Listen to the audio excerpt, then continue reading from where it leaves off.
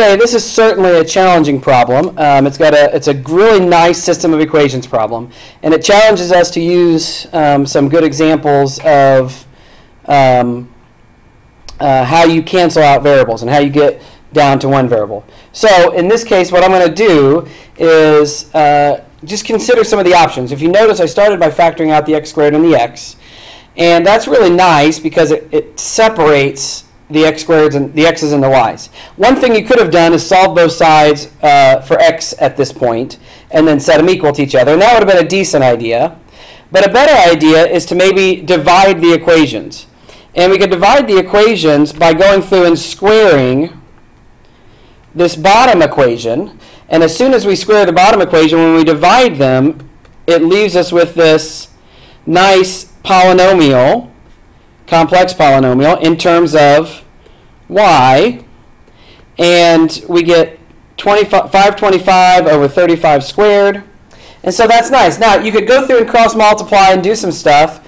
And if you do, there becomes some nice ways to solve it. But what turned out to be an easier way, and this was an idea I had, was to look and see, is there any way to simplify this left side? And it turns out the answer is yes. If you go through and divide y squared plus y plus 1 into y to the fourth plus 0y cubed plus y squared plus 0y plus 1, that numerator, it works out really nicely as you go through and do your division. It works out to allow us to get, now that 0y squared plus 0y, we need to put a negative y here, which gives us negative y cubed, minus y squared minus y. When we change our signs, we end up with y squared plus y plus 1, which is exactly what we're dividing into, so it's just plus 1. And so now that allows us to cancel out one of those guys and get y squared minus y plus 1 over y squared plus y plus 1 equals. Now this right side, hopefully you've taken a look at it as well, and it turns out that there is a 35 in 525, and that is 15 times. And so you can simplify this down to 3/7.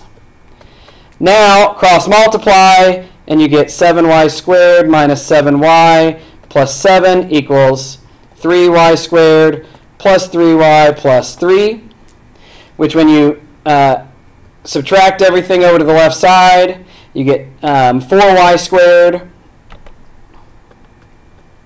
minus 10y plus 4 equals 0. Now, it asks for the sum of the solutions. Anytime you have a problem that asks for the sum of solutions, it means that maybe you shouldn't go actually find the solutions, but instead use what you know about polynomials, and that is if you have a polynomial with a leading coefficient of 1, the sum of the solutions is y squared minus 5 halves y plus 1, and so the sum of the solutions is always the opposite of the middle term, so in this case it is 5 halves. And so the correct answer to this problem, the sum of the real values, and this should be for y, that satisfy the equation is 5 halves. And it just was a matter of doing a lot of simplifying and never actually solving the equation. Now you could go through and solve this equation. This actually factors pretty nicely as y minus 2 times y minus 1/2, but at the same time, doing it the way we did it works out well, where you get 5 halves as your answer.